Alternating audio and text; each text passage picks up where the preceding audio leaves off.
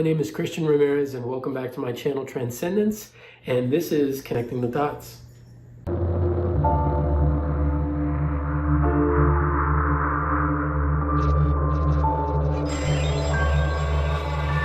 On this episode of Connecting the Dots, we're going to be covering ET spacecraft and the field that surrounds them.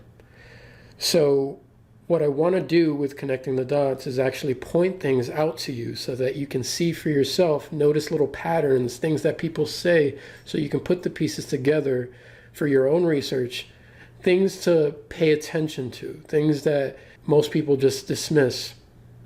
And on this episode, we have three different sources. We have Bob Lazar, we have Dr. Thomas Vallone talking about zero-point energy and inertia and gravitational forces, and he provides that formula at the citizen hearing. We also have an episode from Cosmic Disclosure with Dwayne Ollinger. Here we go. Now for this first one, we're going to focus on Bob Lazar in the Bob Lazar movie. And in this movie, he's describing working on a craft, and he had this to say. Only led to believe that the center antenna is really an extension of the reactor in the center. And that's a waveguide, which allows the emission of the gravity wave, which now pay attention to what he does here. Forms kind of a heart shape over the whole craft. That's how it creates its distortion. These gravity emitters can be swung all the way up to 180 degrees. Now this heart shape is very important. This pay allows attention. The craft to essentially stand on two of them and hover, while this one swings up and creates a distortion in front of it, allowing the craft to slide forward. So that's how their low power mode, Omicron configuration operate. Now see, this is where it gets interesting, because Bob mentions the heart-shaped field that goes around the craft, which has been mentioned by a lot of other insiders when we're talking about the anti-gravity field that surrounds the craft to allow it to do the incredible things that it's able to do, such as exceeding the sound barrier without making a sonic boom, making 90-degree right angle turns in the air, stopping on a dime, and so on. This is what will be actually described as a toroidal energy field. Now, toroids are everywhere. They're all over the universe. You can see it when you look at the cross-section of an apple. You can see it around the energy field around a human being. You can see it around the energy field around the Earth. You can see it in the energy field around a galaxy. It's everywhere. Now next up here, I'm going to actually be sharing a short video from the citizen hearing that was held in 2013. And in this snippet, you're going to see Dr. Thomas Vallone cover zero-point energy. And he goes into how these craft are able to perform these maneuvers. And then he shares a formula to show how this is possible. Let's check it out. Next slide. So that concludes the possible rejuvenation implications of ET contact. And what I'd like to conclude with is the zero-point energy, inertial shielding, and electrogravitics. Next slide. First of all, zero-point energy is very famous. I wrote a book on it. I wrote 2 books, actually. And it's been confirmed consistently, even up to last week, where our Future Energy News announced some new polymer pyrrole that actually can't be explained unless 2/3 of it is due to zero-point energy. Next slide. And here we have the reason why zero-point energy may be important, and we'll see if she can insert the 30-second video that's supposed to actually start. The more you look into zero-point energy, the more you'll start to see and understand free energy technologies and what that means for the world. Okay. Yes. Okay, this is an example of many. You've probably seen some of these already. The craft is spinning. It's up close. It looks like a legitimate, authentic video, amateur video. And right about now, you're going to see a very fast acceleration. And that's what we've been talking about, folks. And the important part is that this introduces a concept which I'd like to share with the panel, and that is inertia is involved. And as we get to the next slide, hopefully we can see that, the inertial mass and gravitational mass are totally different. I repeat myself, inertial mass and gravitational mass have nothing to do with each other. Einstein made a mistake years ago and called it the equivalence principle. I studied it even in grad school. I took relativity and I took general relativity. And so it's fascinating to me that it's sort of overlooked. Slide right after this. And the important part is that nowadays, inertia has been discovered to be a zero-point field Lorentz force by Hayes, Whaaaa, and Puthoff. This is a seminal paper that's so important that it opens the door to actually controlling inertia and understanding how any ET craft or UFOs could possibly have fast acceleration, right-angle turns, and maybe even travel through the universe. It turns out F equals V cross B, a simple Lorentz force at the bottom of the slide there showing how it works. So when we go around a curve and you feel that force moving you in the opposite direction, it's an electromagnetic interaction. Next slide. And this applies to relativity. I heard one of the gentlemen on the panels questioning special relativity. Well, that's inertial mass. That is the m in relativistic increase in mass as you go toward the speed of light.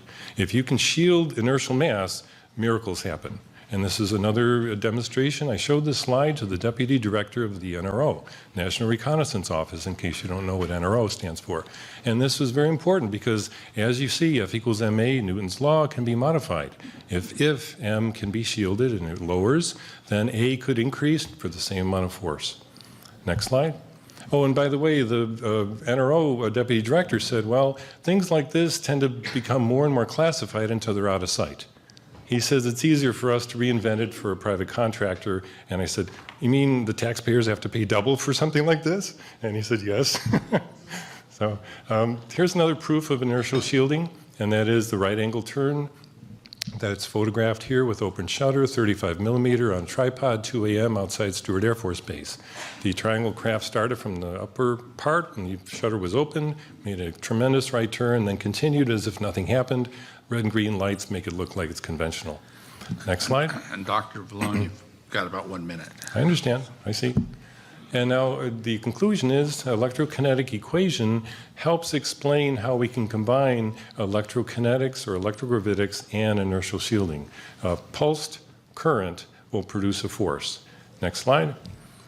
And I wrote a book on the electrogravitics effect that's even present in the B-2 bomber, thanks to Paula Violette's work and research, and originally starting with Townsend Brown's research. Next slide.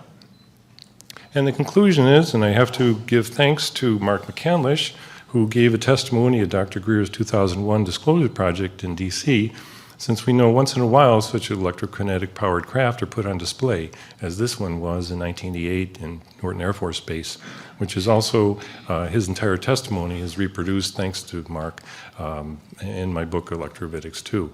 And this was also verified and investigated by Dr. Hal Puthoff.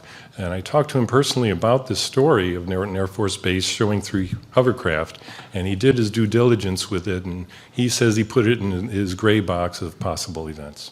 Thank you.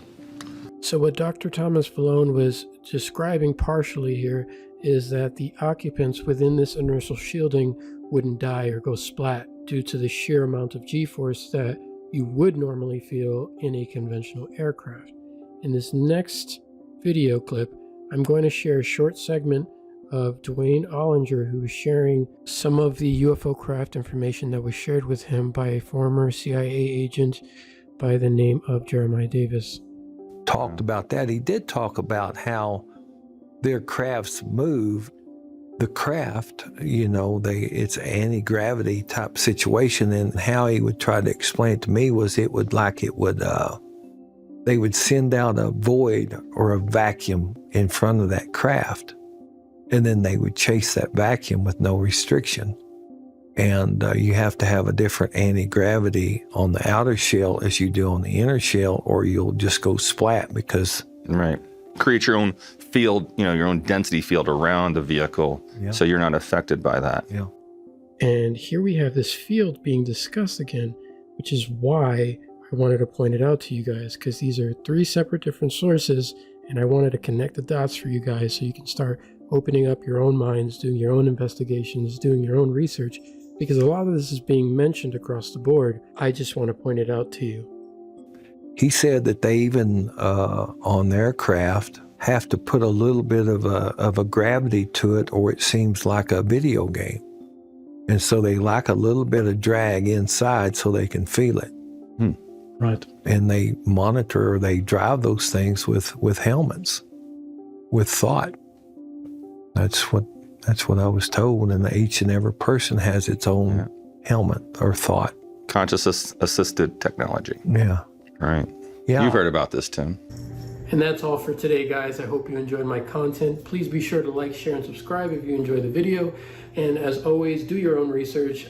This is stuff that I've just picked up along the way, things that I've noticed looking into this stuff for a long time. But it is important. And when you start noticing these patterns, it makes a lot more sense. And what I like to do is, if I don't understand something, or if I can't fully believe something, I can't necessarily dismiss it because it could be true. So I put it on the shelf, leave it for later. And then when someone else says it, maybe another insider, maybe another witness, maybe an abductee says it, then I can start connecting the dots. Or I find that fine line, that red thread, almost like an imaginary board in front of me. And, you know, like those detectives would use, or that you see in movies. But that's what I like to do, and that's how I compile my list of what I call my truth, or my understanding of things as they are at the time, until things change. And then I just keep doing that. But I'd like to share that all with you. If there's anything else you guys would like to see, or anything else you want to add to connecting the dots, or want to see me cover any patterns you've noticed, leave a comment below. And until then, I'll catch you guys on the other side.